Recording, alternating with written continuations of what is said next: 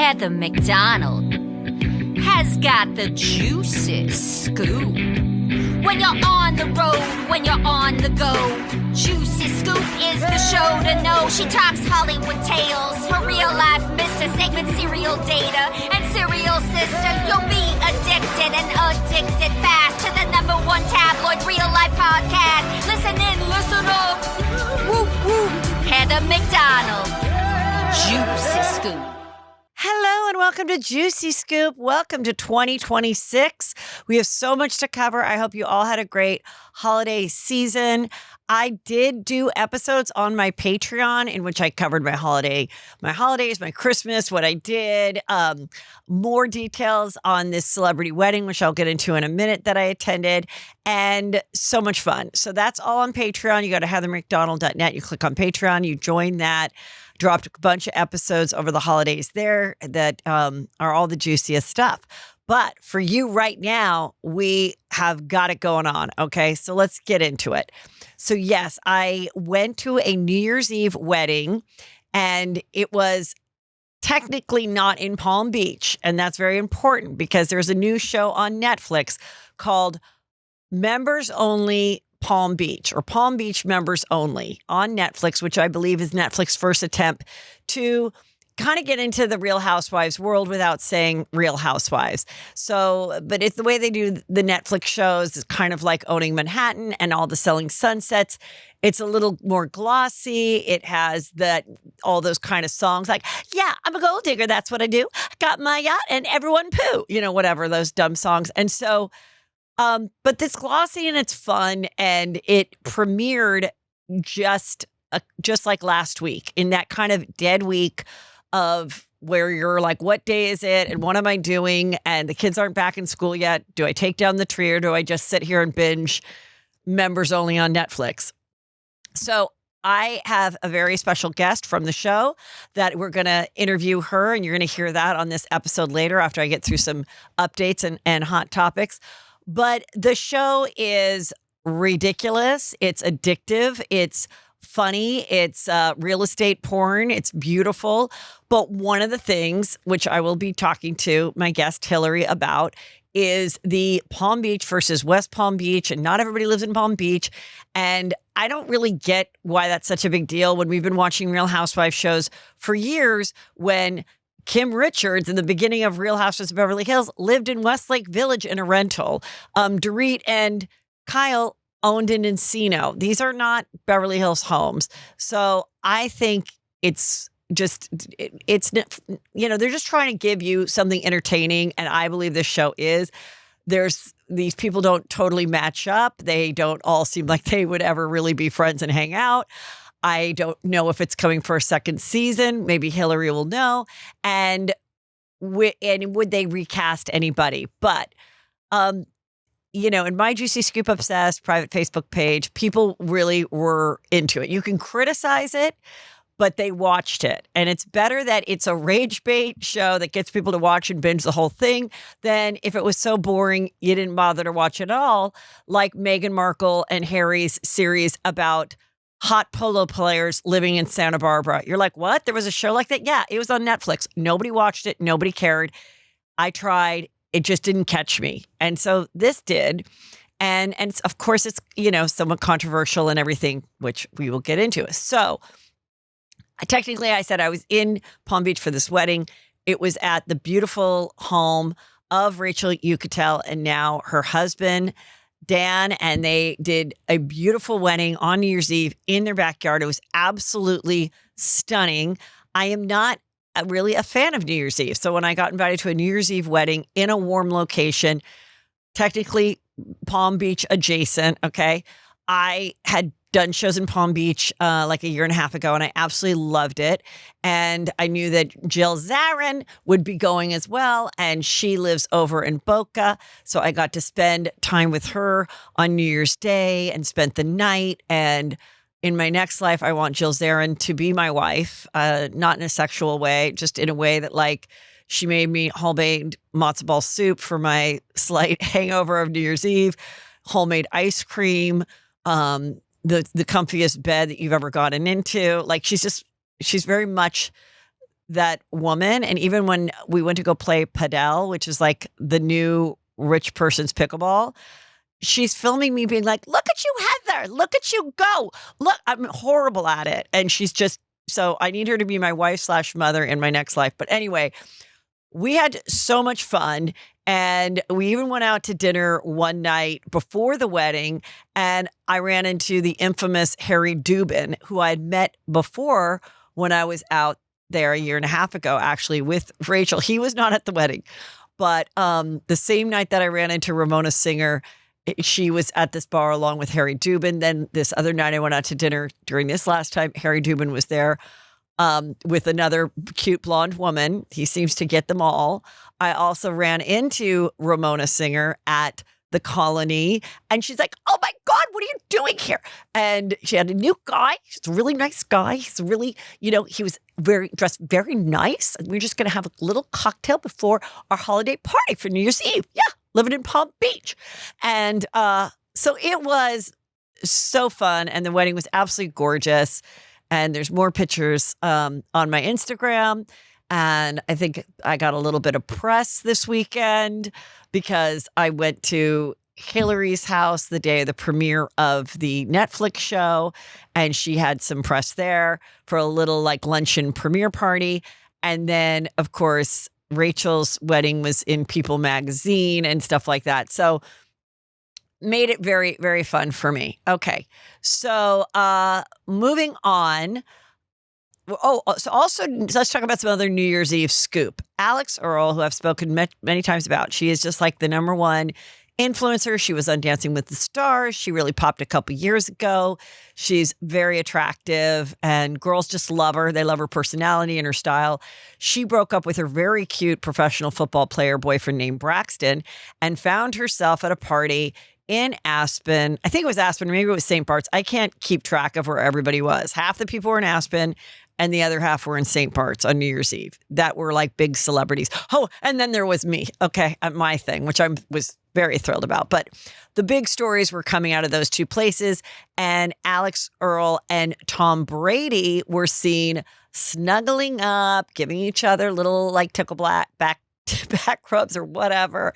And people were kind of dying over it because, she broke up with a football player. This is probably his hero. And who knows if it's going anywhere. I think it was kind of badass that she was flirting with him. I hope it doesn't. He's much too old for her. He has 4 kids. That's not where a 25-year-old should be headed, but that was fun. There were also in Aspen. So there was a party in Aspen that I believe Kate Hudson threw. And it was, Brooke Nader, who's like this new, she has her own series with her model-like sister. She's a model. She has a good personality. She's gorgeous. She was on Dancing with the Stars.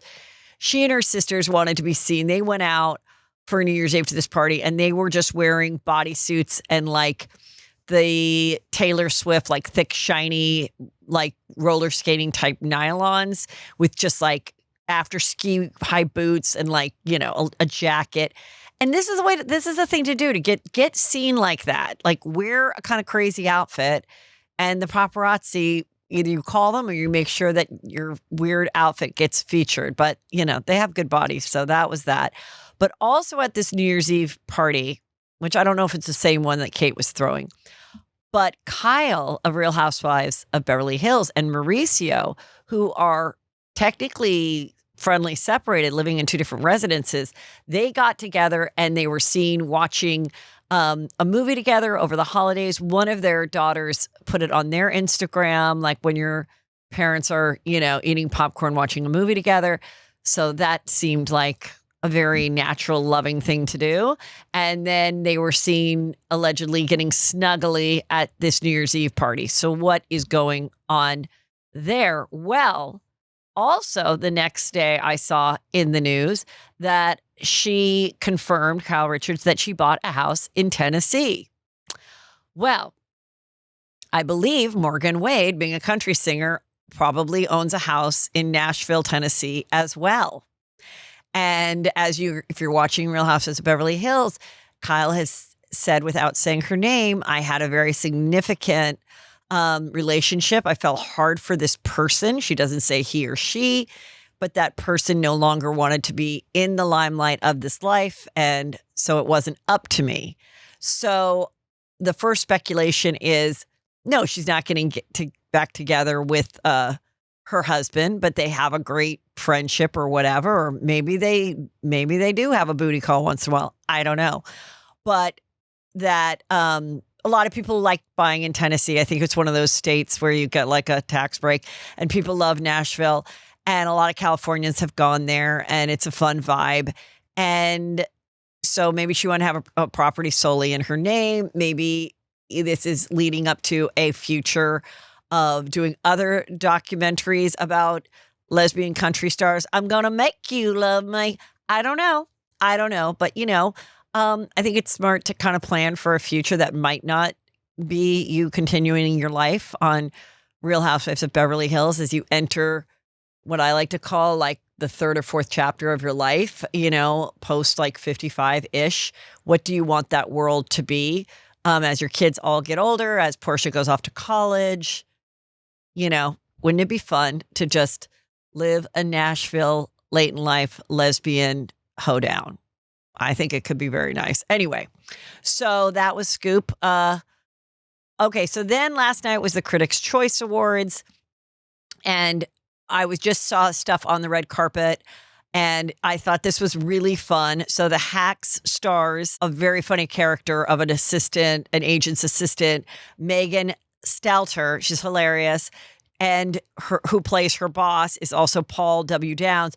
They showed up wearing the same outfit that Timothee Chalamet and Kylie Jenner wore to a previous, I think his movie premiere. Marty Supreme is out, and it's getting critically acclaimed so much that he did in fact win the Critics' Choice Award for it. Kylie was in the audience. And what was juicy is that he, for the first time in winning an award, but maybe he's been nominated and hadn't won it yet, I'm not sure. But she went to award ceremonies with him last year, but I think he didn't win. But he got on stage and he said, "And to my partner," and it was funny because the camera went to Michael B. Jordan first, and then it went to Kylie's face. "For the last 3 years, I love our foundation, and I couldn't do it without you." And then she mouthed, "I love you back." And Kylie is just been looking gorgeous forever, and I love her look. And we wondered if this was a real relationship when it started. He said it was 3 years. A lot of people in the comments were like, "Wait a minute, I thought her youngest child, her little son, Air, is 3." Then people corrected, no, he's almost 4. Shortly after she gave birth, they made it clear that she and Travis, the father of both Air and Stormy, were not together, but considered themselves each other's family. There was this big Vogue, I think it was Vogue, but they did a big photo shoot right before the tragedy of Astro World happened, and then they scrapped that, but people saw the photos and whatever. They are not together. She has been with Timothy. It is a real relationship. He's acknowledged it on stage. Of course, if he gets the Oscar, my friend Anna Roisman, who does an incredible Kris Jenner, I hope that she is in the audience and can also be acknowledged as the greatest momager in the world. But I think people really like this. And, people speculate, will Timothy and Kylie get married? What's next? And, the Kardashian girls are not big on actually getting married. It doesn't seem to work out for them. What works out is choosing to have children and just being incredible mothers. How they go about that seems to work out as far as the mothers, and choosing some of the fathers that they're in relationships with don't seem to work out. So I don't know. I would assume maybe Kylie would want to have more kids, but then I also see her loving this time in her life and thinking, well, my mom had 2 sets of kids with a big break in between, when she had the 4 kids with Robert Kardashian, big break, and then the 2 with Jenner herself, and it all worked out. So I think she has plenty of time to think if she wants to have any more kids with anybody else. And they're so young. And this is like a whole new world for her to enjoy as a partner of a Oscar-winning actor who's only going to have more exciting roles in his future. And being that she's been so successful in her own right, I just like love this. And I love that they're out there, but a little more private. They also went to the Palm Springs festival that was also just the night before. And they, Kylie has a house, Madison Club, and so they could go there. And it was like she looked gorgeous. And Leonardo DiCaprio couldn't make that because all these people were stranded in St. Bart's because they couldn't fly. They stopped the air, no one could fly in that area because of what was going on in Venezuela. And so these people, including Shep Rose, had to go back or stay at St. Bart's for another night or two and keep the party going with Jeff Bezos and all those St. Bart's people. So, but I heard now they are back. People are, the plastic surgeons have come home. The stars have come home. Everything can get back to normal now. And in that world, which is kind of funny. But anyway, I loved that they wore the same outfit. First, I thought it was kind of like lame, but then I thought, again, this is a really smart way. If you're going to go to something and you're a comedian, why not? You're not going to be. No one's going to care if you just look stunning. Now, you want enough of those red carpet outfits where you just look stunning. I think if you're truly going to win the Oscar, that's when you have to, when you're nominated, like for anything where you will give a memorable speech, don't go goofy, go the most gorgeous, the most classic. I remember Julia Roberts had this like big hairpiece and it was just like, that's what she wanted. She wore like a vintage dress, which was cool. So maybe that's why she wanted like a 1960s like bouffant. But I always thought as your possible one and only Oscar win, you just should have looked classic Julia Roberts. Like it's kind of like your wedding day. Like you want to look good, but you also want to really look like yourself. And you kind of want to just have like a really, if you never wear your hair up, I don't think you should wear your hair up on your wedding day. And if you never wear your hair up, I don't think you should wear it when you're possibly accepting the Oscars. So but if you're just like going as a fun guest and your thing is being nominated, but you can have some fun with it. I thought whosever idea this was, and I assume it was Megan's, to wear the outfits, the orange outfits was very funny and very clever. My goal is to eat healthy, eat right, but also save time and make my life more convenient. And that is why I absolutely love Hungry Root. Hungry Root plans all my meals for the week, fills my cart, and delivers everything I'll need to eat healthy every day, all while fitting my health goals, dietary preferences, and budget. I had a delicious chicken meal with all the great seasonings and a little like rice pilaf, and I felt like I got the veggies in. It was so delicious. Hungry Root also makes it incredibly easy to get going and actually stick to your New Year's resolutions of eating right. Because when you start with healthy eating, everything else just falls into place. You're going to love Hungry Root as much as I do. For a limited time, get 40% off your first box, plus get a free item in every box for life. Go to hungryroot.com/juicyscoop and use code JuicyScoop. That's hungryroot.com/juicyscoop, code JuicyScoop to get 40% off your first box and a free item of your choice for life. When I'm not filming or anything, but I'm running around, I'm doing pickleball, I'm maybe having lunch with friends, I'm doing errands, I still don't want to be completely makeup free, but I want to not feel that caked makeup that I do on like a work day. And that is why I've been loving Jones Road Beauty, because their Miracle Balm is like nothing else. It makes you look like you have the glowy, most perfect skin. You don't need any brushes. You just use your fingers. I just put it on and I am off, and people are like, did you just get like a procedure done or a facial? I'm like, no, because it really looks like I have nothing on. And I love that, especially when it's like a busy morning, you're dropping off your kids, you want to get coffee, but you just want to feel a little more put together and beautiful. And that is what I love about it. Every formula is packed with skin-loving ingredients, so it's actually helping your skin as you wear it during the day. It nourishes your skin. It doesn't clog or cake. And it looks and feels natural, like I said, like you're not wearing any makeup at all. Modern day makeup that's clean, strategic, and multifunctional for effortless routines. For a limited time, our Juicy Scoopers are getting a free cool gloss on their first purchase when they use code JuicyScoop at checkout. They head to jonesroadbeauty.com and use code JuicyScoop at checkout. After you purchase, they will ask you where you heard about them. Please support Juicy Scoop and tell them Heather McDonald sent you. This particular dress worn by Cheryl Lee Ralph, star of Abbott Elementary, gets nominated every year. I just thought it was a perfect dress. I thought it was perfect for her. I thought it was perfect for a lot of women that have this, because I wanted you to see this. It's a great color. It's flattering on everybody. It has the pockets. It has a lot going on. It has just enough glitter. The color is that great color. It looks great on everybody. It's like a burgundy wine. But then I noticed that she had, or maybe the designer made it, extra burgundy material kind of added to like the part, when you wear something like this and you're like, I don't like my vagina armpit, or I don't like that my back fat is like squirting through. Just added some material to that. And I just think for these big nights, whether it's like your mother, the bride, or it's your wedding, whatever, like go see a tailor. If you see a dress you love, get it enough in advance and say like, you know what? I want this part covered. Or could you add a piece of material? If it's off the shoulder, can you add a little more material because my bat wings are showing and I'd like it covered up? I would like a bustle because I have a flat ass. I would like you can do this in this day and age and get the best dress for you. And she looks great.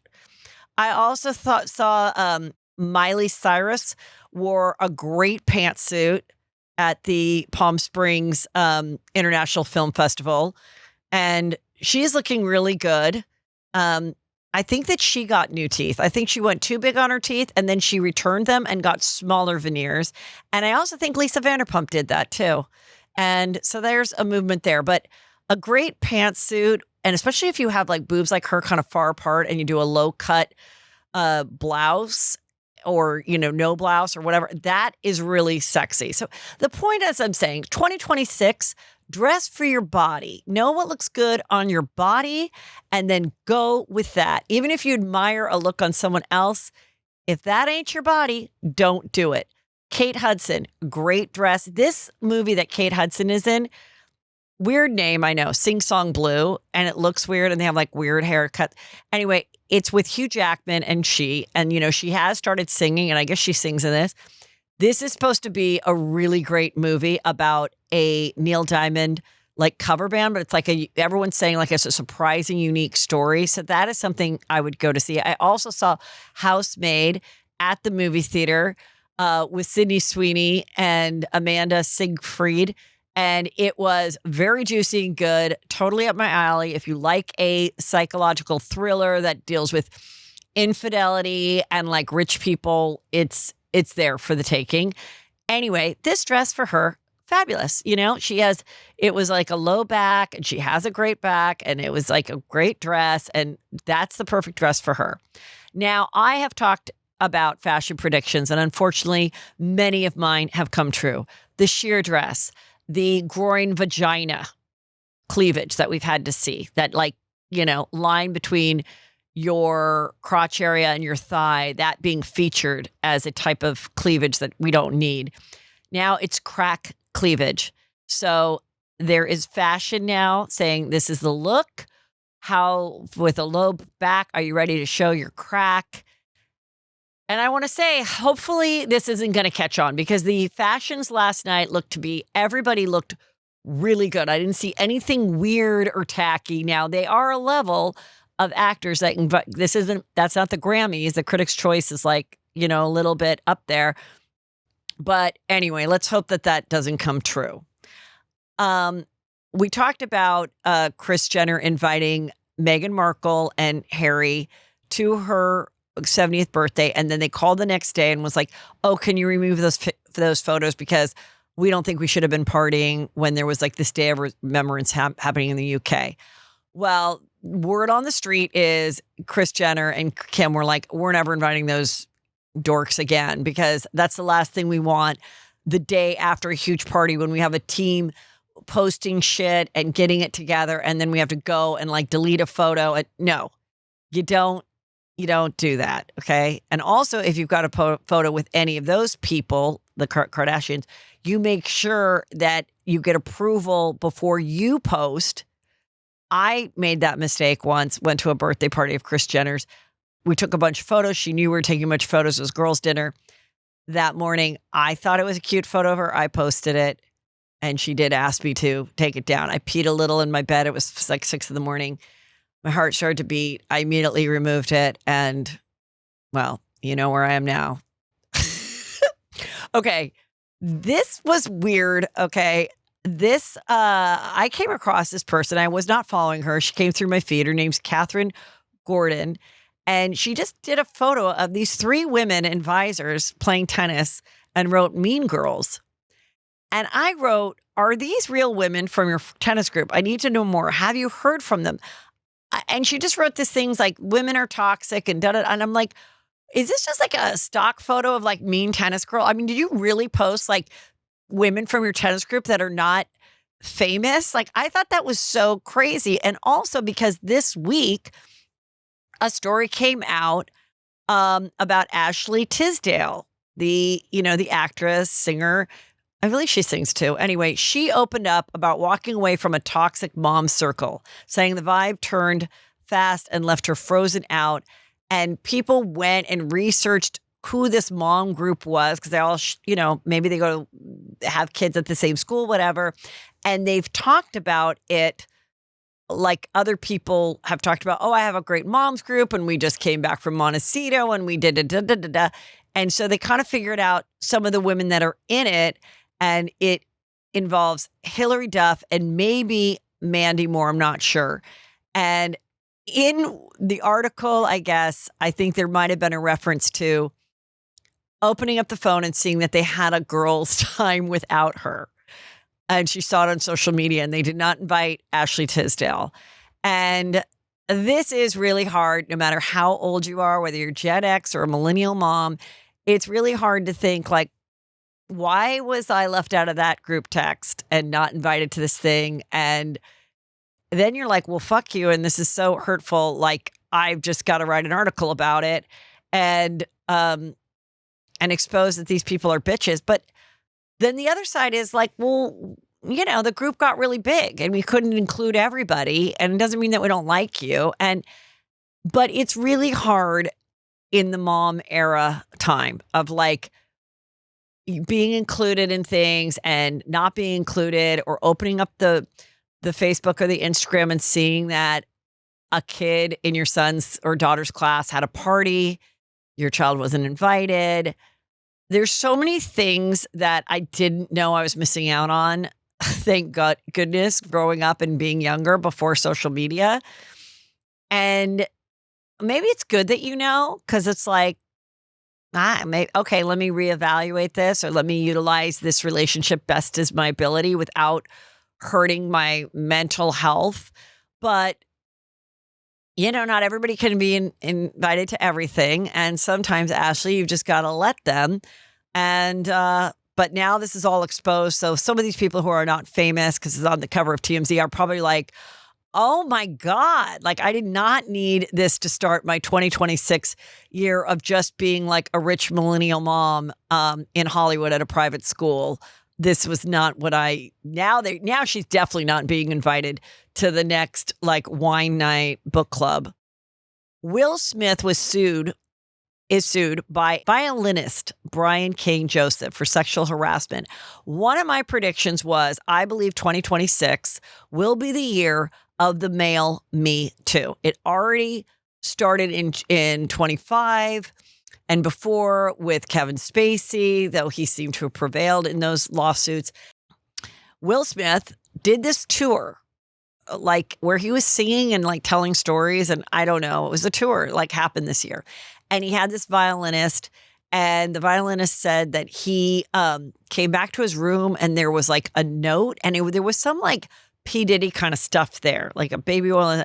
And he said there was like a threatening note that like he better put out or whatever, something. And so then when he was like, no, then he got fired. This is what allegedly it is. It's kind of hard because it's like the whole story is not really out there, but this is basically what he's saying is that he was harassed and coerced. And when he said no, then he was let go from the tour and they replaced him with another violinist. So that, of course, the Will Smith and his people are denying it and everything. But technically, he is being sued for sexual harassment. And the Brian King Joseph said it was a traumatic series of events that he endured while working and performing for Will Smith on his tour. Now let's get into a little bit of Real Housewives of Salt Lake City. The Cult of the Real Housewife is a 3-part limited series, just 3 episodes. It's on HBO Max. The trailer dropped the weekend of BravoCon, but people are like, Now, some of you guys, I know what I love is that when you say, Heather, I don't even watch The Real Housewives, but you tell me the interesting things I need to know about it.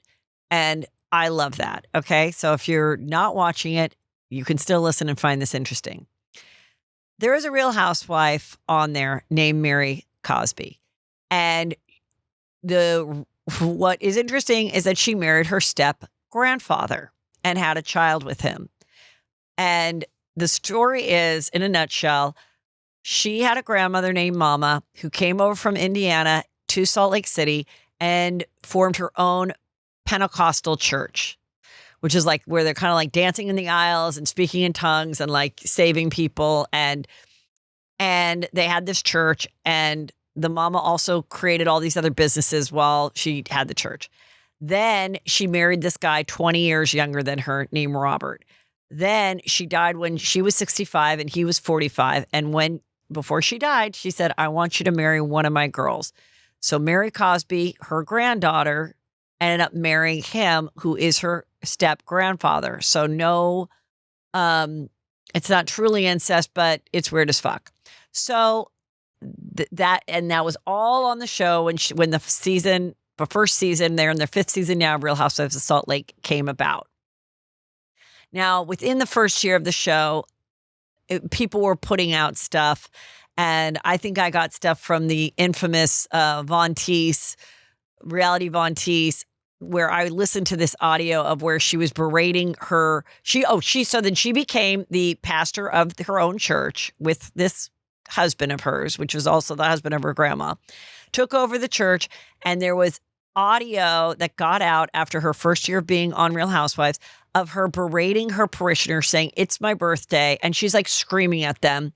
And I only got 14 envelopes of money, and all of you better, give me more because God doesn't like poor people, and you're poor. You should have given me more money for my birthday.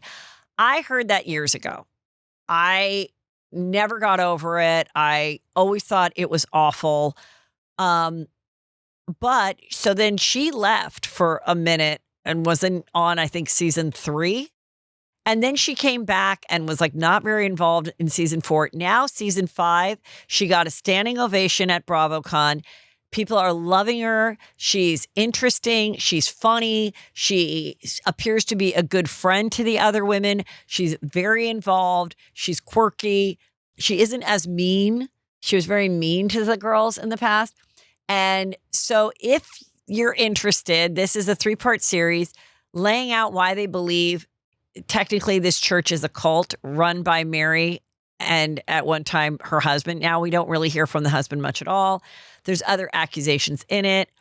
I am going to get more into it on Thursday's show. I'm going to give you guys a little time to watch it. Tell me what you think. I have a major player in the documentary that I'll be interviewing for a little bit of Thursday's show. So I want to get your questions about it. I think that Real Housewives and reality shows are for entertainment. And the people that get cast are cast for the reason to get people to watch and get people to talk about it. Even if they're horrible people, they're not boring. They're interesting. I heard when Real Housewives of Salt Lake City was happening, there was a whole nother show that had a green light that was about people in Salt Lake City that was going to be greenlit by Bravo. This is allegedly told to me. Okay. They're telling me that this was true. And then that person who thought their show was going to go got the call and said, listen, we're going to go with this other Real Housewives Salt Lake type show because we found a woman who was married to her step grandpa. And they're like, game fucking over. That's the show that we're going to go with. Sorry about your other show that had interesting Salt Lake City people in it, but you can't beat this. And you can't, because it really got people talking. And then she is drenched in what appears to be real labely stuff. Even if it wasn't real, her closet and her clothes are probably worth $1 million. Even if it wasn't real, there's such an excess of it. And there's so much of it. And she has multiple homes and everything. So where did the money come from? And she's like, well, it didn't come from my congregation. I only have 300 people. So did it come from businesses? What is it? But then there's all these excommunicated members that put together that are being interviewed on this show that tell what happened. And I think it's very easy for someone to sit back and watch a show about a cult or whatever and say, I can't believe this person stuck with it. How did they not see how they were being used and how weird this was? But that's the thing. If you weren't raised with religion or that kind of intense religion where there's a lot of heaven and hell and whose God is talking through this person, and it's very easy to get sucked into it. And just like when I interviewed on Juicy Crimes, Miss Gavage's niece about being in Scientology, it's like you just don't know anything else. And then when you don't want to leave the church because it's all you know, it's your whole social life, it's your whole family, it's all of that. So it is well done. It is interesting. But do I think it'll affect her career on Bravo? No, I do not. I think that they already filmed the reunion. I'm sure none of this documentary was even brought up to Mary. They want to keep Mary. She is well liked. And this show was not done on Bravo. And there you go. However, they used a lot of comments, tweets, a lot of TikToks, a lot of clips from podcasts and Instagram videos and everything of people that are in this world that talk about Bravo shows. And some of those content creators have also done other videos saying they never asked for my permission. And they just used it. Well, once you put something out there on Instagram and TikTok and stuff, they can use it. They don't have to ask you. I know this because I did an interview with someone a couple years ago, and it was also used for a documentary. And I had actually removed that interview. It was with Joe Francis. I removed it from my YouTube, and then they had already taken it off the YouTube and put it on their show, and there's nothing I could do about it. So sometimes they ask for permission. Bravo has asked me when they have, which I think is cool, and it's kind of nice to know, oh, you're using that, great. But technically they can, and they use so many people to put this together that I think, you were just one of many. But I get why it would kind of bug if they didn't ask you then to like be a bigger part of it, though they took your content. So there is the juice there. So watch it, and we'll talk more about that on Thursday. One thing I did notice is on Mary_M_M Cosby, 450,000 followers, which is her, because it's got the blue check mark. Her profile doesn't start out with Real Housewives. It doesn't say pastor of the Faith Temple Church. It says entrepreneur, event specialist. Then RHOSLC on Bravo, philanthropist, and spiritual leader, faith, fragrance, and fashion. So I'm assuming she's coming out with a Holy Spirit perfume, and, she likes fashion. So to my prediction is come next season, the church will not even exist anymore. I think she will. I'm surprised she even came back and did anything at the church this past season. She said, it was being remodeled for 3 years. I went and checked it out like 3 years ago when we were out there on spring break, and nothing was going on. And I saw the photos of the mama, and I looked in there, and it was kind of scary and like a ghost town. Then they go, we finally finished the remodel. It looked exactly the same. It looked exactly so. I'm like, what? And then Shay's like, I'm back to preaching. I don't know why they even did that, but my prediction and advice is that she abandons the churches altogether, divorces the Roberts Sr., and then just starts doing her own thing. And then anything that happens, she can say, look, I was under the spell of being married to my step-grandpa. That's why I behaved that way. Now that I'm a real housewife and have been freed by Andy Cohen himself, I can be a divorced housewife and I can sell holy water perfume. Woman to woman, life changes for us and our bodies and everything down there, from our first period to perimenopause to menopause to everything in between, to sex life and feeling not confident down there. And that is what I want to tell you about O Positive, because O Positive is a women's health company. They offer a range of symptom targeting supplements that support women at every stage of life, from their first period to well beyond their last.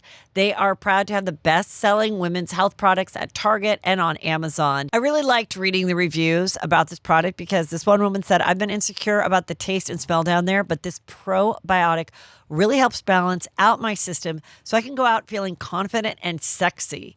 Take proactive care of your health and head to opositive.com/juicyscoop or enter Juicy Scoop at checkout for 25% off your first purchase. That's opositive.com/juicyscoop for 25% off. I know everybody is talking about weight loss and GLP-1s and which one and which brand and what if I only need to lose this much and how often do I take it and where? And that's what Row Body does, is it takes that confusion out of it. Row's Insurance Checker lets you know if you're covered for GLP-1s for free. So if you want to see if you're covered, just submit your insurance card and Row will take care of the rest. No paperwork, no hassle, no waiting on hold. Row's free insurance checker will send you a comprehensive report of your coverage details so you can make a decision that's right for your goals. If you decide to move forward, Row can help you understand if GLP-1s are right for you and your goals. And that's just the beginning. So when you become a Row member, you'll have support throughout the process, which I love. You'll have access to your provider on demand for any questions. So join over the 1 million people who have trusted Row to check their coverage for free. Go to row.co/juicyscoop for your free insurance check. That's ro.co/juicyscoop to see if your insurance covers GLP-1s for free. Go to row.co/safety for boxed warning and full safety information about GLP-1 medications. Now for the star of Members Only Palm Beach, the new hit top 10 Netflix show that debuted this week that's got everyone talking. Please welcome my guest, Hilary. Welcome to Juicy Scoop. How are you? Oh, thanks, Heather. I'm so excited to be here with you on this podcast. Well, it was so great seeing you again. We met many years ago through our mutual friend, Jill Zarin. And yeah, and she kept telling me, she goes, that's Hilary's show. It's so exciting. You got to see Hilary's show. And then she's like writing me because I was coming there for the Rachel You Could Tell wedding. And she's like, come over to Hilary's house. You're going to die when you see her closet. It's sick. You're going to die. And it was so fun to come to your house before I'd seen the series, though it dropped that day, and then get to see your house on the show, which really is truly stunning. You have quite the eye for real estate and design. Thank you. I appreciate that. It was fun having you by my pool and had a good time. So the show, for those who haven't seen, it's much like Housewives, but it's not a Housewives show and it's on Netflix.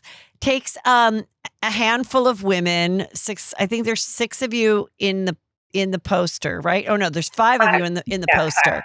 And you know, and that brings you together and you're in this beautiful setting and we see these beautiful homes, and technically they say it's Palm Beach, but people say it's not filmed in Palm Beach. And that's a big controversy where I'm like, who cares? I don't really get why people are so weird about it. But I heard somewhere that they won't allow filming in the actual Palm Beach. Is that true? No, it's actually not true. And just to set the record straight, because it's really, I'm reading, as much as I can, but it's so overwhelming. So many people are like, well, Hilary Musser lives in West Palm Beach. Never said I didn't live in West Palm Beach, but just for the record, moved here in 2005, bought a house at 137 Woodbridge Road, where I lived in a beautiful,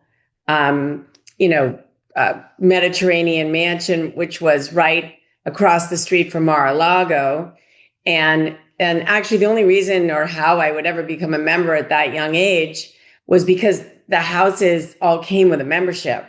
So, it's just funny because every house he gave a membership to was because when he bought it, it was a lot of construction that he had to do. So he wanted to keep the only neighbors that he had. Yeah, I get it. So either way, the whole street, if you lived on Woodbridge, you got a membership, right? And then you just had to pay the dues.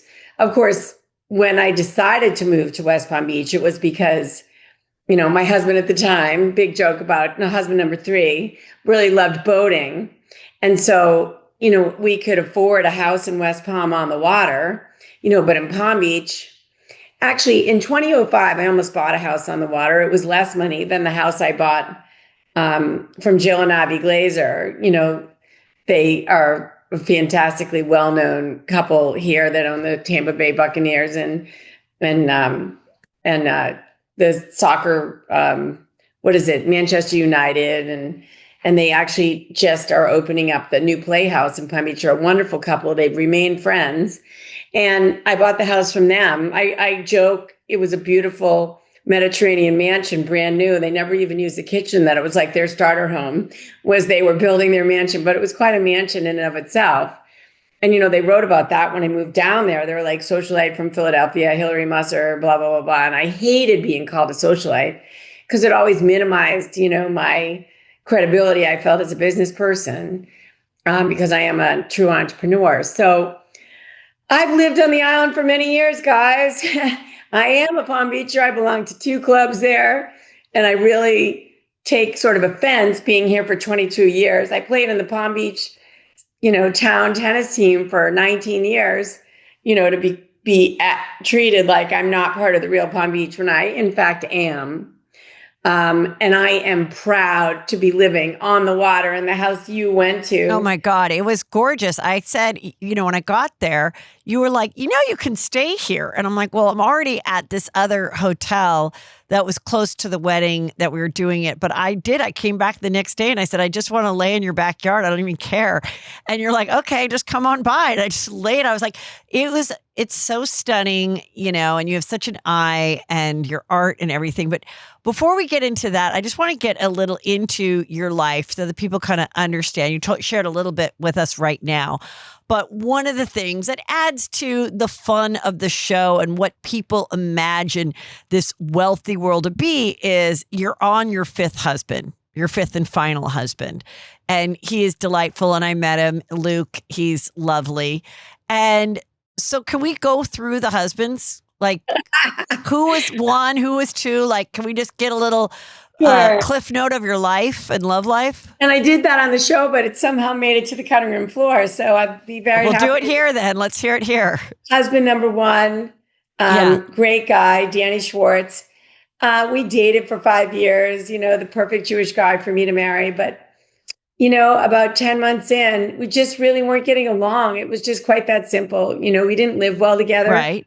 And Danny and I, went on a trip to figure out if we should stay married. And I got a liver tumor that I almost killed me from birth control pills. My liver had a tumor on it this big.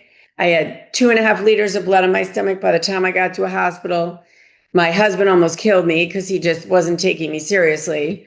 And my parents flew in from Boston. I was in intensive care. They cut me open from here to here. Took out my gallbladder because it was in the way. So thank you very much for that. And then, saved my life and said I had 30 minutes left to live. Oh my God. And that was all with husband number 1? Yeah. My parents said, we need you to leave him. Okay. So then you got rid of him. Then you met Musser. Prior to my even marrying Danny, I had met Pete Musser through work. Anyway, this started the flirtation. And, I knew that he had the hots for me, but look, I'm 38 years younger. Like, I wasn't even taking him seriously. So then who was number 2? Musser. Oh, so Musser was number 2. Okay. So then you fall in love, you get married to him, and he's much older and wealthy, obviously. And how long were you married to him for? Because you had your son with him, right? Well, it's kind of like, I woke up in the hospital. He called me incessantly. He was madly in love with me. And I kind of had this aha moment, like, you know what? He's amazing and he's so smart and he's so sexy and life is short. I almost died. So what if he's 38 years older? Who cares? It was like a defining moment in my life. Whereupon I said, what am I doing? And it had, people love to write, oh, she married a billionaire. Number one, at that time he was worth like say 30 million, which in today's standards is not a lot of money, really. It's not billionaire category by any means. On paper, over the next 5 years, for about 2.5 months, Pete Musser was a billionaire on paper. And guess what? Then he was negative 40 million. And that was real because all that money was gone. And that was in October of 2000. And we got married in November of 2000. So I really get pissed when people say Hilary Musser married a billionaire and Hilary Musser has this because she married a billionaire. You know what? It's all in a book, Richest On, written by Robert Frank. You can read it. The true story. It's in a million different articles. But yet still today, these rags, I'll call them, are writing about me. Like, I'm only where I am today because of my billionaire husband. And that's just horseshit. Didn't happen that way. And in fact, I had bought a lot of real estate, done really well in Nantucket, doing developments as a builder. And I saved his butt. They said, if you pay off, a big amount of money, let me just say, I won't tell you the number of his debt. This is right after we got married. We won't fire him as CEO of his own company. I paid it off. I took a big mortgage out of my Nantucket properties to do it. And guess what? They fired him anyway. So we ended up in a hole, a big fat hole. We turned it around. We started our own company called the Musser Group and started investing in different businesses together as venture capitalists. And I was an entrepreneur. And I got booted out of my own company from Safeguard, which was his company. And he got booted from his own company. So here we were just having to start like two young entrepreneurs all over again. People don't know that story. And it's a really important story. And I'm writing a book. Good. And it's not really a biography, but it's going to touch on the real true story. So, and then you have your son, you do get pregnant with your son, Cooper. Yeah. So who I met, who is a delight. Thank you. And we see him a little bit in the show, but he's really was so pleasant and charming. And so why did the marriage end? Well, as I say in the book, and I've said in many articles, everybody knew Pete Musser was a ladies' man. Nobody ever thought that he would be a ladies' man with me. Like I'm 38 years younger, really cute. We have a baby who was the light of his life and was until he passed away. And, I think it was the loss of the power, the loss of his company, the loss of that money, where he was looking for affirmation that maybe I just wasn't giving him anymore because I was really focused on the baby, and all my attention all of a sudden was placed on Cooper. So when Cooper was a year and a half old, I caught him cheating with like the town, on Nantucket. And even though it had only been going on like 2 or 3 weeks, I was devastated. Yes. Really devastated. I thought, oh my God. And for 6 months, he wrote me like a 10-page love letter, really loved me, tried to explain it away. And the most profound thing he could come up with was, I'm really sorry, honey. It was a brain fart. I'm like, did you use the word brain fart? Like the most intelligent man I've ever met in my life just said brain fart. Okay, I can't do this, right? Like seriously, brain fart? It's not a brain fart. It's a big, huge breach of trust. And at the end of the day, I was very proud and very young. And I picked up all my stuff and I said, I can't give you 6 months. I'm done at 4 months. And I took Cooper and I moved to our house on a dirt road on the ocean in Nantucket. And come about the middle of October, I said, oof, this is pretty lonely out here, And even though I had a boyfriend on the island, I was like, I gotta go. So all my friends, like one of my friends flew me down on the private plane to Palm Beach and I bought a house that day. And that was that house next to Mara Largo. And I was like, this is cool. And then I could just walk across the street like I lived in a country club, pick up my tennis racket, get a meal, and Cooper had swimming pools, with other kids and playground. And, it was just a lifestyle. Is that how you met 3? I met number 3 at like a bar restaurant with a friend who dragged me out that night. And I said to this guy next to me, he's really cute. And he goes, oh yeah, he's like in real estate. I know him. His name is Tom Bishop. And, would you like to meet him? I go, yeah, hell yeah, I'd like to meet him. And I didn't really click with him all that much, but I hated dating. We were very different, but he came over for Thanksgiving and my sister goes, he is by far the hottest guy you have ever dated in your entire life. And I was like, yeah, he's really hot. And then all my girlfriends were like, if you don't want him, we got a line of girls that'll take him. And I was like, no, I'm going to keep him. I'm going to keep him. It was like a contest and we really weren't suited for each other. But he was hot. He was really hot. And he was funny and he loved my kid. So how long did that one last? 7 years. Okay. And so then that ran its course. And Pete was 12. Pete was 12 years. Pete Musser was 12 years. Number 3 was 7 years. Number 4 is who you were with when I hung out with you during that Jill Zarin luxury weekend, right. Hamptons. And he seemed nice enough. So how long were you with him for? For 9 years, dating and married. Oh. Together. Oh. And he's a banker. His name is Dale. And he was the antithesis of Tom. So like if you could take somebody and put him in 2 different compartments, he was never gonna, and Tom also was a bit of a, ladies' man. Let's put it that way. That's a nice Tom was 3. Tom was 3. 3 was a ladies' man. And I'm like, I'm done with these ladies' men. Okay. This is so stupid. I need a loyal guy. He was loyal as a golden retriever. Okay. But he was, just didn't last. He was a little too boring for me. A little too boring.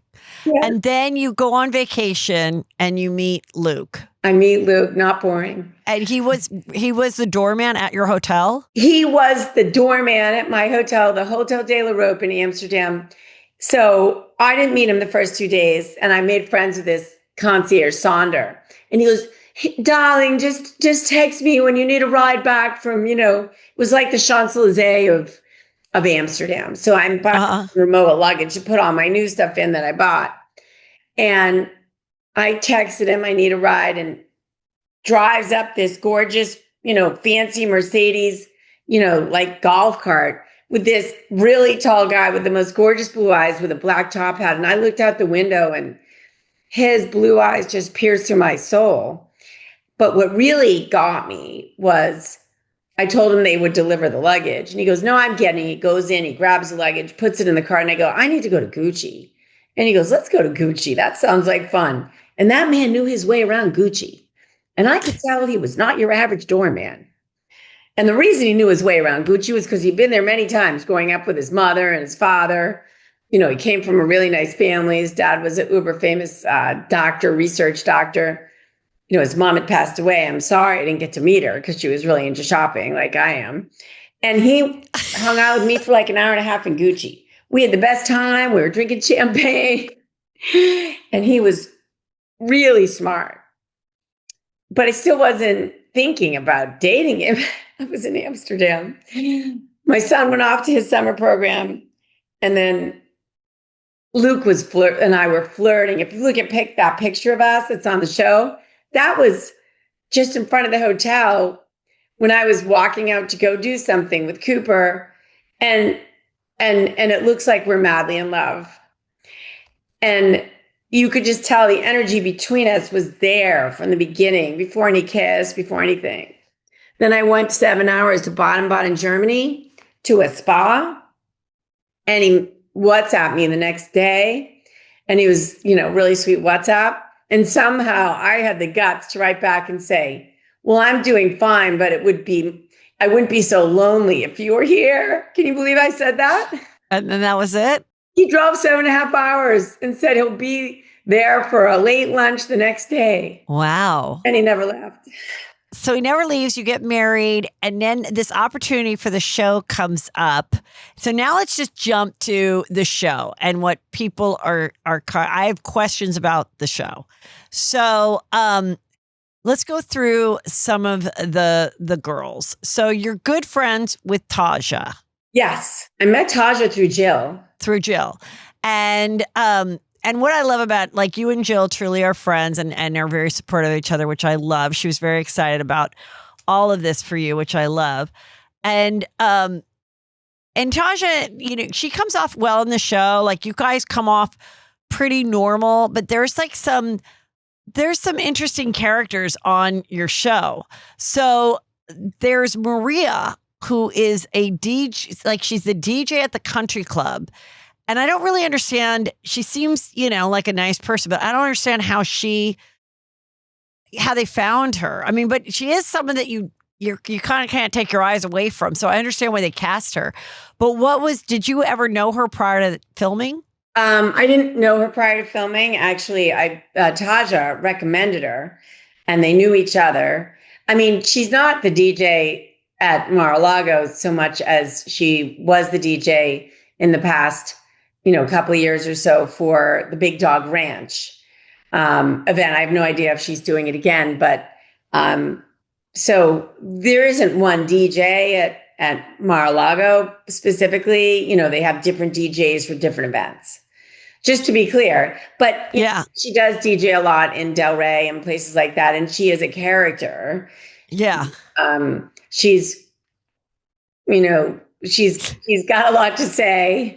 And she's, she's filled with a lot of drama. So I guess she's good for TV. Yes. And then really in the poster, the woman that I think got a lot of airtime that didn't make the poster was Gail. And Gail is much older than you guys, though very attractive. And she's doing this whole thing with Rosalind, who is, if this was a scripted show, I think someone would say Rosalind is too over the top. Like, no one will believe that Rosalind exists because the bright blonde hair and, the way she talks with her voice and everything. She's also a character. And so the whole thing is Gail is like, they have this love affair friendship where she's like, I'm going to pass the baton. You're going to be the queen of Palm Beach. And I didn't know if this was put on for the show because it's kind of like the producers wanted to be like Palm Royale, but it just was so weird and unbelievable. And then it's like, she was so name droppy and about her life in the past, but it was funny. It's like everybody has met that woman that's like, oh, when I walked into a restaurant, I was so stunning. Busboys used to crash into each other. And then I was hanging out with JFK Jr. and like, whatever the story is, like, she is ridiculous, but funny. Well, yeah. I mean, I think the producers really loved her because she added sort of a dose of complete ridiculousness to the show. I'm sure you can see my reaction.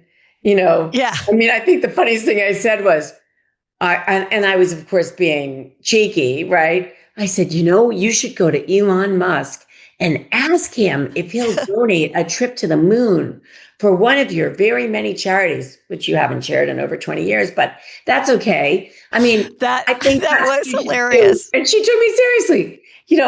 I know she took you seriously. It was so funny because, if anyone has ever been to a big auction or whatever, people will give their house or their whatever. And you're like, ask Elon to like send someone to the moon for, and bid on that. That'd be a great charity. And yeah, it was like she didn't get it, went right over her head. And it was very funny. And what's so funny is that famous scene in it where she sits too much on the edge of the lounge chair and she falls. And her wig, which was not a good wig, falls off, though all of the women helped straighten it on her head. This past weekend, when I was at the wedding, I sat on the edge of a chair and fell. And I was like, oh my God, I just pulled a Gail. I could say I wasn't wearing a wig, thank God. But I just pulled a Gail. I'm like, I just fell like exactly like this woman. So she just was like a friend of, I guess that's why she didn't make the poster or what? Yeah, I mean, Rosalind brought her in. But reportedly, Rosalind said she brought her in because she had no friends on the show, which wasn't true at all. I mean, Yeah. see, Rosalind knew Ramina for 20 years or whatever. I mean, I think candidly that she brought Gail in to say the things that she didn't have the chutzpah to say on her own, right? So Yeah. there were certain things she kind of wanted to attack me, but she couldn't really do it. So she shoveled that over to Gail, and Gail had no problem, blurting out anything. So I felt like, she kind of used Gail a little bit as a mouthpiece. Maybe she used her to give herself some credibility, which she was lacking, right?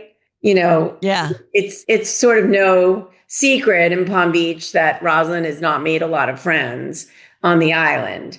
And so the problem that I had was, first of all, she said she wasn't doing the show. So when I invited those people that she had legitimate issues with, they had legitimate issues with her. And I mean, issues I can't talk about, because can't talk about them. Okay. But they're legitimate, right? Yeah. I didn't think she was on the show. So this whole story, about me being, excluding her. I'm not an exclusionary person, but she wasn't on the show because she said she wasn't doing the show. And then all of a sudden, like 2 days before we started shooting, she was like, I've decided to do it. And meanwhile, I had 3 people who could not be in the same room with her, like legitimately could not be in the same room with her. So when people talk about like, oh, you can't do this on the island and all that stuff, I mean, that really is true. Like once you've lived there for that long, there really is that kind of society life that really does exist. Well, look, if you piss off one person in a group, you piss off them all. People stick together, right? So like just somehow in the group of folks that I know, and I hang out with everybody, really, I mean, I don't have a group I hang out with. I'm sort of friends with everybody. I've been there 22 years. There's not like, I'm not like part of a clique. That's not my style. But one of the people in the group is my neighbor. I see him every day. I mean, we're close. And so it was impossible for me to include her in that first event. And of course, that became the whole story for the show. It was like Rosalind against Hilary, and she wasn't even supposed to be on the show. So it was kind of difficult to navigate that for me because I couldn't really talk about what really was the truth. Oh, well, maybe that'll come out next season. Well, in a way. Yeah. I mean, yeah. Yeah. Okay. Oh, well, I do have to say one more thing about that. I mean, I call her Rara, but the thing about Rara is, she makes it out like she's this big innocent person who's only ever looked left or right at her husband. She's been married before, that's her second husband. Oh, wait, Rosalind or Romina? Rosalind. Oh, is the second husband the one she had all 5 kids with or no? No, she had 2 kids with the first husband in Israel, married to an Israeli guy. And then she moved back to America. And, it just wasn't really a true story, and her mother was friendly with a really good friend of mine. And the mother's husband was a CFO of a very big company. I don't think she grew up so poor, so that's kind of a story. And, it's kind of used to sort of make me look like, I'm this flaky person with 5 husbands and she's only ever had one guy in her whole life. Well, that's not true. So, I kind of want to push back on that. Right. Okay, good. And then Romina is the youngest of the group, and she comes off very likable and relatable. And, it's her storyline is like, can I fit in here? And she has this big party. And much in the housewife fashion, she is a singer. So I need to know, how was that song that she performed at her own birthday party? Look, I like Romina. I tried to mentor her, but she chose, I think, the wrong horse to be mentored by. Yeah. She was a different horse next season. I like Romina. I tried to mentor her. But, look, you know, Rosalind has known her a long time and brought her onto the show. So she's got to show some loyalty there. And I respect that too. Yeah. But where we are with that, right, is she is trying really to be a fashion designer, but singing is a passion. I thought she was fine. I mean, my voice is so bad that anybody sounds better than I do. So to me, she sounded great. And I think her clothing line is kind of kitschy. I think she has some good stuff and she has some not so good stuff, but I applaud her for putting it out there and trying to do it. But in real life, have you ever really like mentored like a younger woman who's trying to fit in, that needs like the tips of like what to wear, what not to wear, or what to do, what not to say? I've mentored plenty of young women professionally, but certainly nobody's ever come to me and asked me how to act. Oh, okay. So only professionally, not like society wise. Yeah. I mean, I'm so not into that stuff really. Yeah. The whole story about, oh, no boobs and no knees, and you have to act a certain way. You see me, I don't act like that. And I got a lot of friends in Palm Beach Island, and I've been there 22 years. And I really haven't made very many, I can't find any enemies that I have. And I think I've navigated my way through like quite easily. I fit right in when I got there. So look, I don't know really what that's all about. I think it's a little bit blown up. So did you know Jill while she was currently filming Housewives, or did you meet her after she had left Housewives? Because I know you guys have been friends for at least a decade or so. Yeah. I mean, this mutual friend of ours, Maura Fiore, said, hey, let's go. And I met her playing tennis at Mara Largo. And then she was the captain of the town tennis team. And we've been great friends, still great friends. She moved to LA.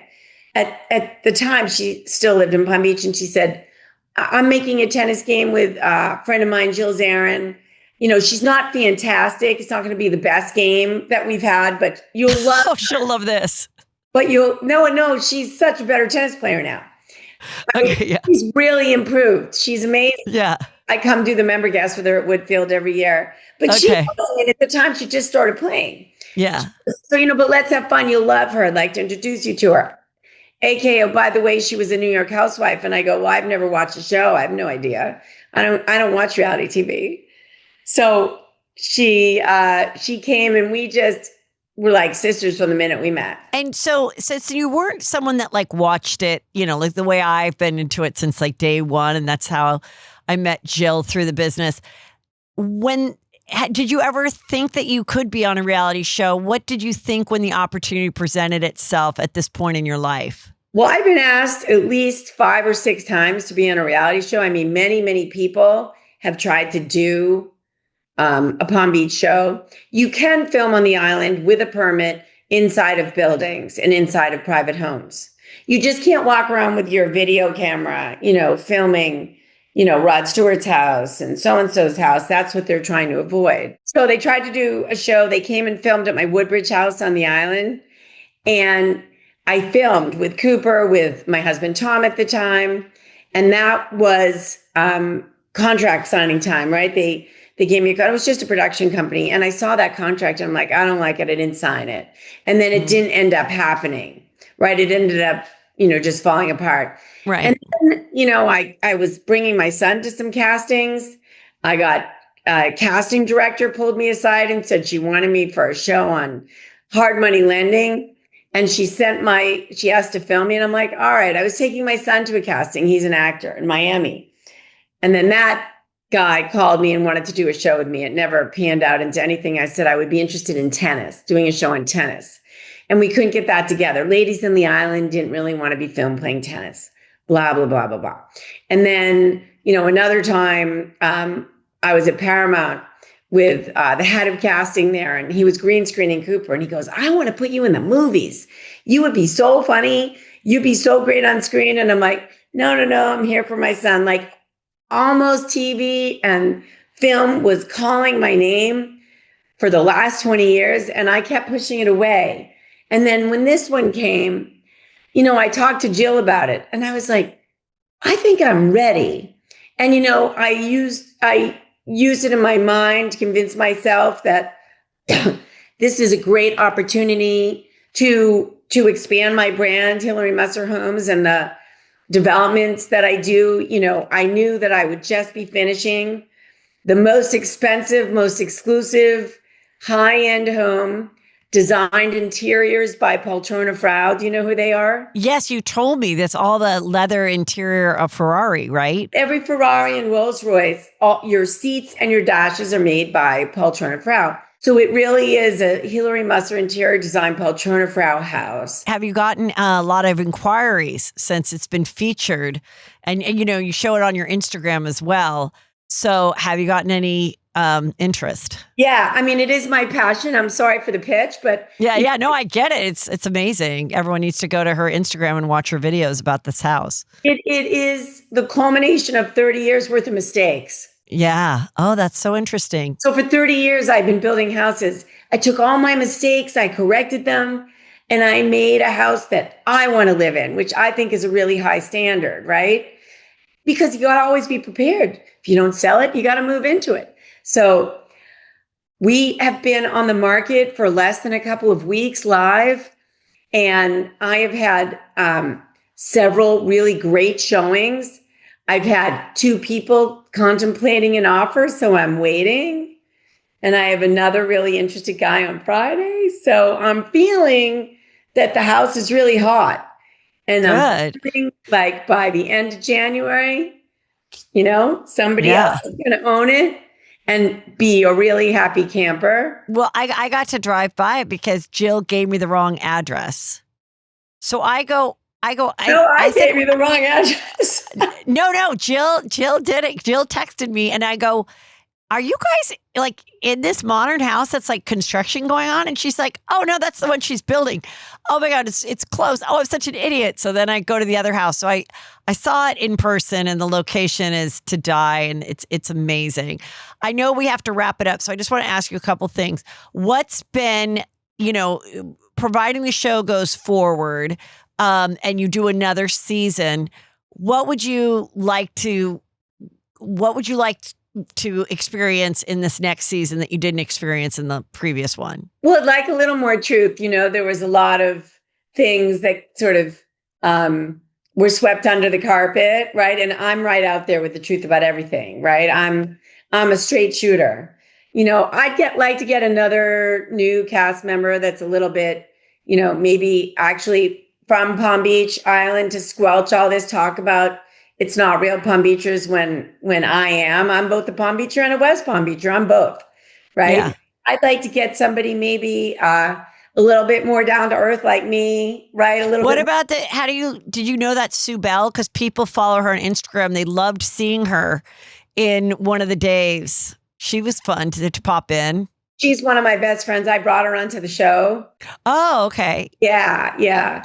But she's great on Instagram. Yeah, her brand is taking off. Yeah. And, look, she's, like 79 years old and the shooting day was really long for her. And so she just sort of shared with me that she's not sure she's going to be able to put the kind of time in that she did last year because, we have some long days and it's a lot. Yeah, and it's a lot harder than people think. It's a lot more exhausting.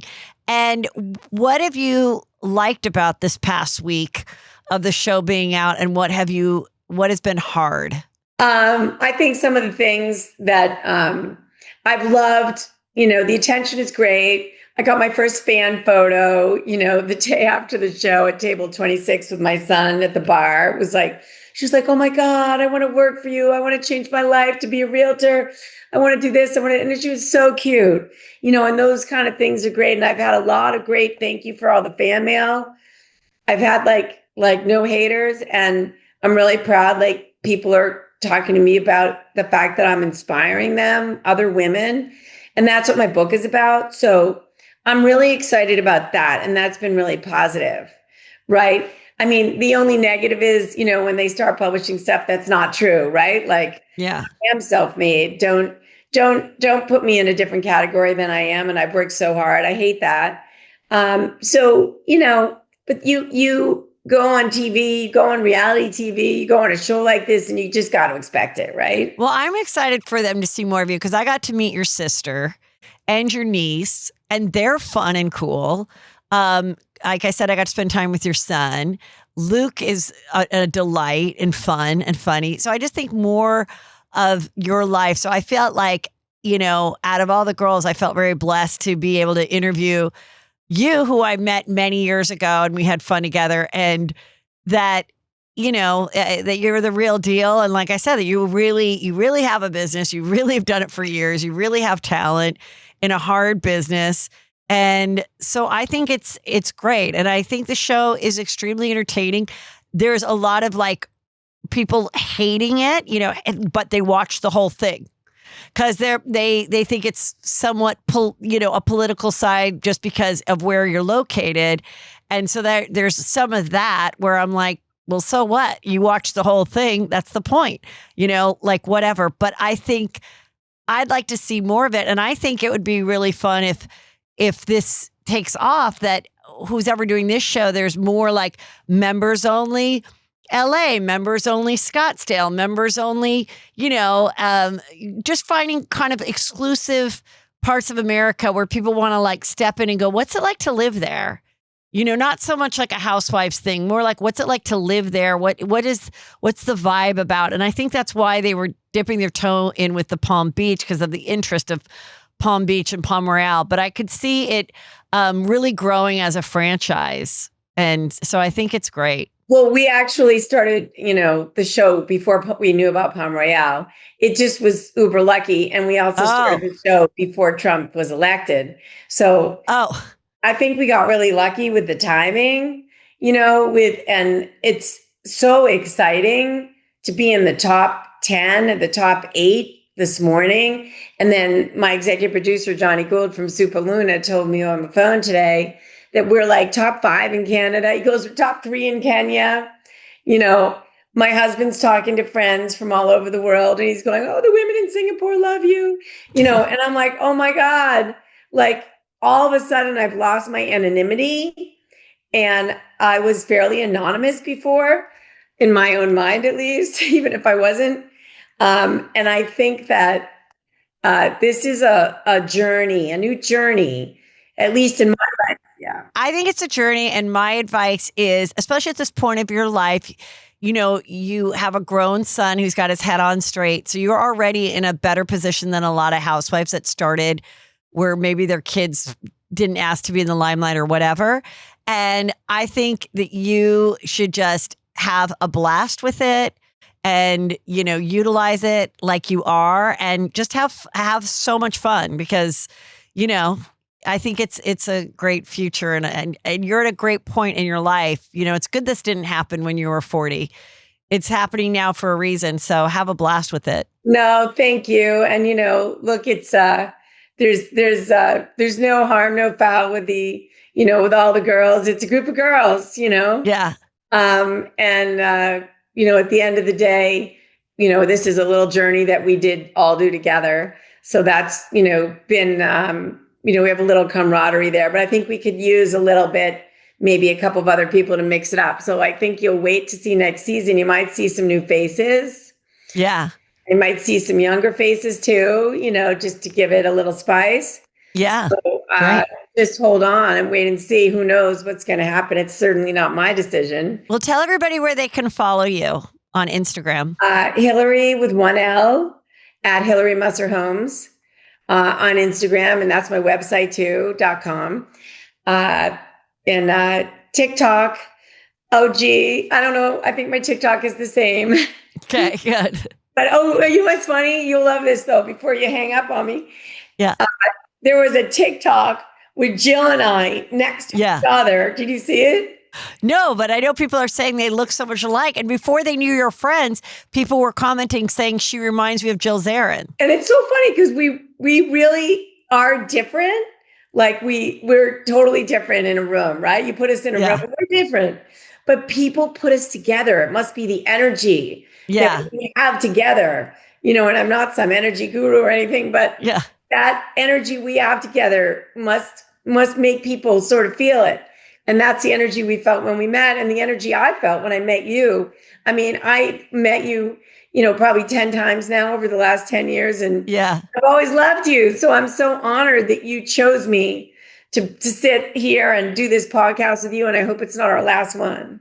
Oh, no, absolutely not. Well, thank you so much. And everybody, the show is members only. Is it Palm Beach members only or members only Palm Beach? Members only Palm Beach. Okay. And of course, it's on Netflix, so you can binge it and it's fun. And then follow Hilary as well. Thank you so much. I'll talk to you soon. Thanks. Take care. Have a great one. All right, you guys, thanks so much for joining me in 2026. We're going to have such a great year. Remember to go to heathermcdonald.net if you're not part of Patreon and join my Patreon. You just click on that, get ready to change your life. There's well over 1,100 episodes on there, all commercial free. You will love it. And of course, tomorrow is Juicy Crimes, an all brand new Juicy Crimes. And then Juicy Scoop again on Thursday, Patreon Friday, and beyond. We give you so much here. Thank you for being a part of Juicy Scoop. Spread the word, leave a review, like, share, do all the things. Keep me going. Love you. Bye.